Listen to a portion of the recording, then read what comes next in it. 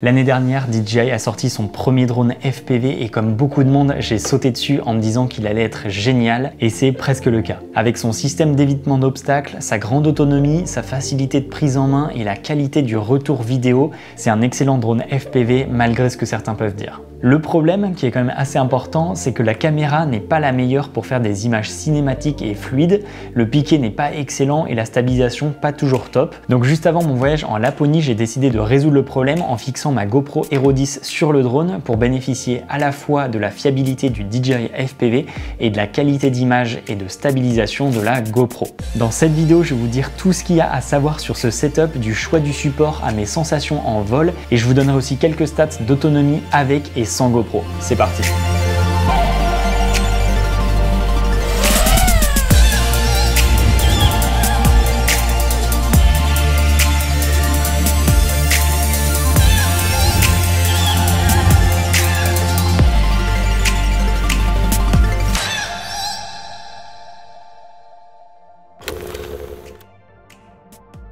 En termes de support, on en trouve plusieurs types sur internet. Les plus utilisés sont ceux qui se fixent avec 4 vis et qui, à mon avis, sont les meilleurs pour éviter les vibrations. Mais j'ai lu plusieurs avis négatifs qui disaient que l'impression 3D du support n'était pas toujours super fiable, ce qui posait problème pour l'attacher au drone. Du coup, dans le doute, je suis parti sur un support à 2 vis qui avait de meilleurs avis. La fixation est super simple, il suffit de dévisser les petites vis sur le côté, de mettre le support et de revisser avec les vis un peu plus longues fournies dans le kit. Pour ceux que ça intéresse, je vous mets le lien du kit que j'ai choisi en description et on va maintenant passer au test.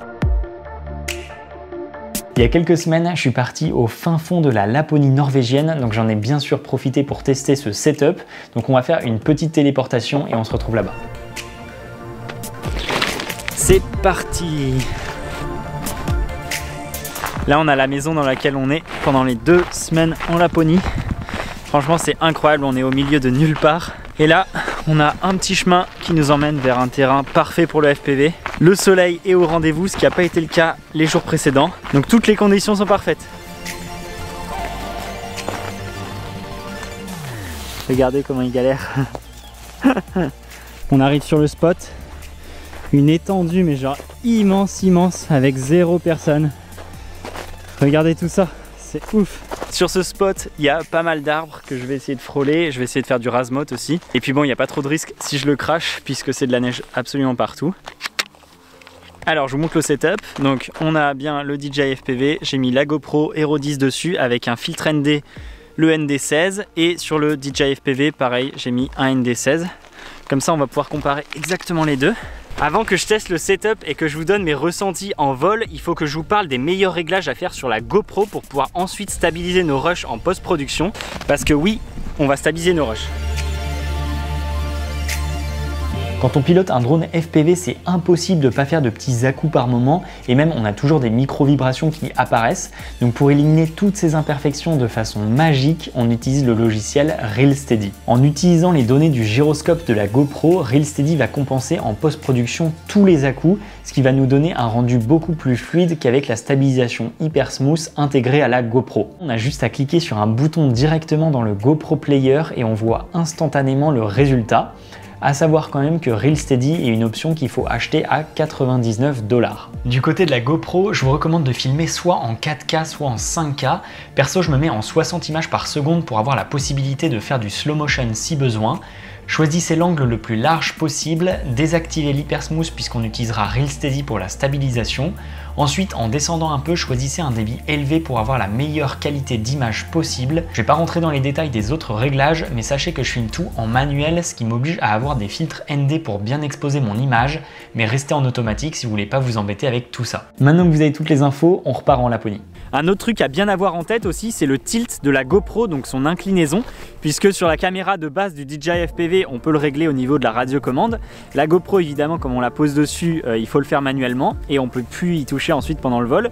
Donc moi, ce que je fais, comme je sais que je vais aller assez vite pour ce vol, donc le drone sera incliné à peu près comme ça et donc j'incline la GoPro pour que l'horizon soit à peu près au centre, donc comme ça. Par contre, si je m'étais dit que j'allais aller pas très vite, donc avec un tilt pas très fort, je vais mettre la GoPro plutôt comme ça par exemple. Donc ça c'est quelque chose que vous décidez avant votre vol et c'est assez important puisque si vous mettez le mauvais tilt, donc par exemple comme ça et que vous volez super vite, et ben votre vidéo sera gâchée puisque vous verrez uniquement le sol. Maintenant que c'est dit, on peut passer au test. Ok, je suis prêt à décoller. Comme d'habitude, je décolle pas en mode manuel, comme ça je peux le stabiliser. Ensuite je mets le masque. J'ai bien lancé la GoPro. J'ai des gants, c'est la première fois que je pilote avec des gants parce que là il fait super froid. Ce que je vais faire, c'est que je vais filmer aussi avec le DJI FPV, comme ça je pourrais vous faire une comparaison des deux.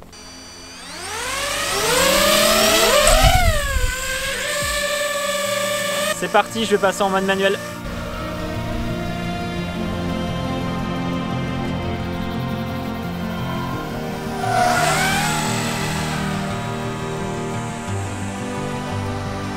Hop, vous voyez, je suis là. Seul au monde. Énorme. Franchement, j'ai jamais volé dans un endroit aussi stylé, c'est ouf. Bon, franchement, je vois absolument pas la différence de avec GoPro ou sans GoPro en termes de poids. Le drone est aussi réactif, c'est-à-dire pas extrêmement réactif non plus, mais je m'attendais vraiment à voir une différence et c'est pas le cas du tout. Donc c'est plutôt un bon point. Hop, je vais essayer d'aller un petit peu plus vers les arbres là-bas. Faire un petit peu de rasemote. Faudra juste que je fasse gaffe à pas me prendre une branche.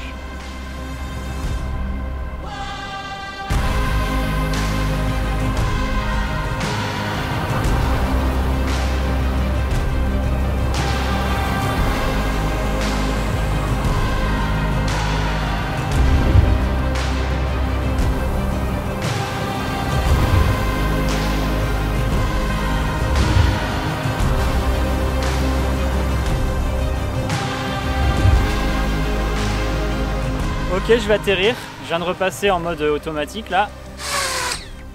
Ok, le truc à vérifier dès qu'on atterrit, c'est voir s'il y a bien le petit voyant rouge de la GoPro qui indique que ça a enregistré. Là, c'est le cas. J'éteins tout ça et on fait un débrief. Bon, honnêtement, au début, j'étais vraiment réticent à mettre la GoPro sur le drone parce que je voyais certaines personnes qui disaient qu'elles avaient des problèmes d'interférence en la plaçant sur le dessus. Pareil avec le poids parce qu'elle pèse quand même un peu lourd la GoPro. Je me disais qu'il allait pas être réactif du tout et que ça allait trop se sentir au niveau des manettes, ce qui n'est pas le cas au final. Et dernier point, je pensais que l'autonomie allait être fortement réduite, ce qui n'est pas trop le cas.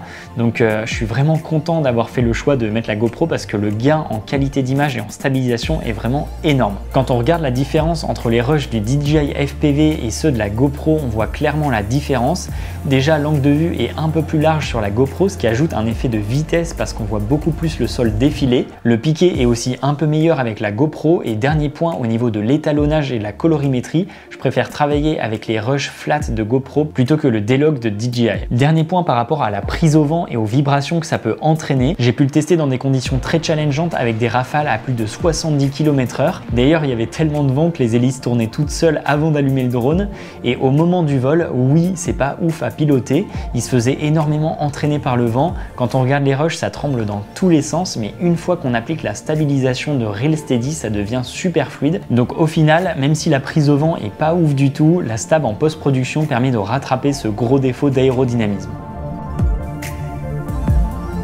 Vous l'aurez compris, si vous avez un DJI FPV ou si vous comptez en acheter un pour profiter de ses nombreux avantages, je vous recommande à 100% de mettre une GoPro dessus pour nettement améliorer le rendu de vos vidéos. Alors évidemment, ne le faites pas dès le début, apprenez déjà à bien piloter en mode manuel et dès que vous êtes suffisamment confiant, vous pouvez mettre le support sur le drone et la GoPro dessus. J'espère que cette vidéo vous aura permis d'en savoir plus sur ce setup. Si c'est le cas, n'hésitez pas à la liker. Si vous avez des questions, vous pouvez les poser en commentaire, j'y répondrai avec grand plaisir. Et sur ce, on se retrouve très bientôt dans une prochaine vidéo.